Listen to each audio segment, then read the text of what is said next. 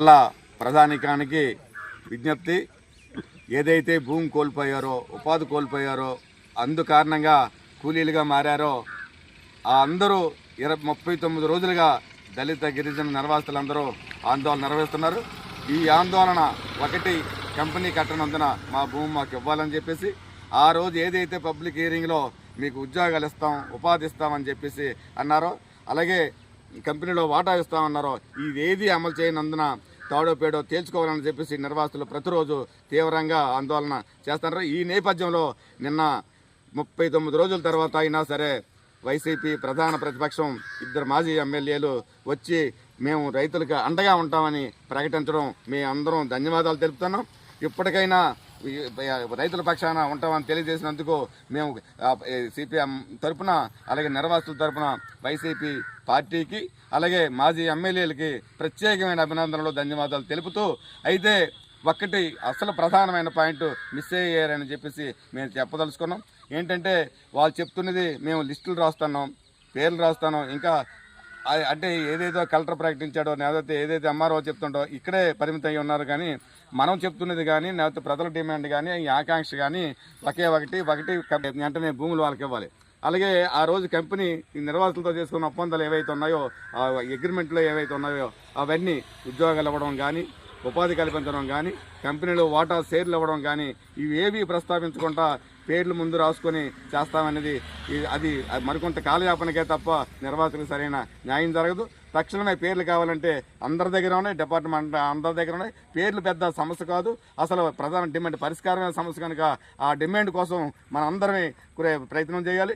మేము ఎందుకంటే సంఖ్యరీత్యా మీరు బలంగా ఉన్నారు, 5 సంవత్సరాలు అధికారంలో ఉన్నారు, ఇప్పుడు మీకు ప్రజాప్రతినిధులు కూడా ఉన్నారు కనుక మీరు కలిసి వస్తే ఉద్యమం మరికొంత ముందుకెళ్ళి ఏదైతే పేద దళిత గిరిజనులందరికీ న్యాయం జరుగుతుంది కనుక మీరే ముందు రండి, మీరే ముందు నడండి, ఉద్యమాన్ని ముందు తీసుకెళ్ళండి, మీకు మద్దతుగా మేము ఉంటామని చెప్పేసి తెలియజేస్తున్నాం. ఎమ్మెల్యే హైమావతి గారేమో ఈ ఉద్యమాన్ని గురించి అంటే ఎవరు మాట్లాడినా ఎవరు అంత పట్టించుకోరు. ఏదైతే జిందాల్ కంపెనీ వచ్చినప్పుడు జిందాల్ వద్దు, ఈ పరిశ్రమ వల్ల నష్టం అని చెప్పేసి మాతో పాటు సిపిఎంతో పాటు సిపిఐతో కలిసి ఆమె టీడీపీ తరఫున ఆ ప్రజాప్రతినిధిగా ఆ రోజు అంటే పార్టీ ప్రతినిధిగా వీరోచితను పోరాటం చేశారు, సెంట్రల్ జైలు కూడా వెళ్ళారు. అలాంటి వ్యక్తి ఈరోజు ఏమో ఈ ఉద్యమాలు చేసిన వాళ్ళని కించపరచడం, తక్కువగా మాట్లాడడం, అది మేము వెంటనే తీసుకోవాలి. అంటే మద్దతుని ప్రకటిస్తూనే ఉద్యమం చేస్తున్న వాళ్ళ మీద తోలనాడడం అది అన్యాయం. మీరు కూడా ఉద్యమం చేశారు, ఎంత చేశారో తెలుసు. అంత ఈరోజు పోరాటం ప్రత్యేకంగా కూడా మీకు చంద్రబాబు నాయుడు కట్టబెట్టారు. అందువల్ల పోరాటం చేస్తున్న వాళ్ళని అభినందించాలి. మీరు ఏదైతే మీరు ఆ మాట ఏం ఆశించేస్తారో అనేది వెంటనే అది వెనక్కి తీసుకోవాలి, ఉద్యమంలో ముందుకు రావాలి. ఇప్పటికే మీరు మీ అందరికీ మద్దతుగా ఉంటామని రెండో మాట చెప్పినందుకు అభినందనలు తెలియజేస్తూ ఆ మాట వెనక్కి తీసుకొని ఉద్యమ కార్యాచరణ మళ్ళీ గతంలాగే మీరు రావాలని చెప్పేసి మేము కోరుతున్నాం.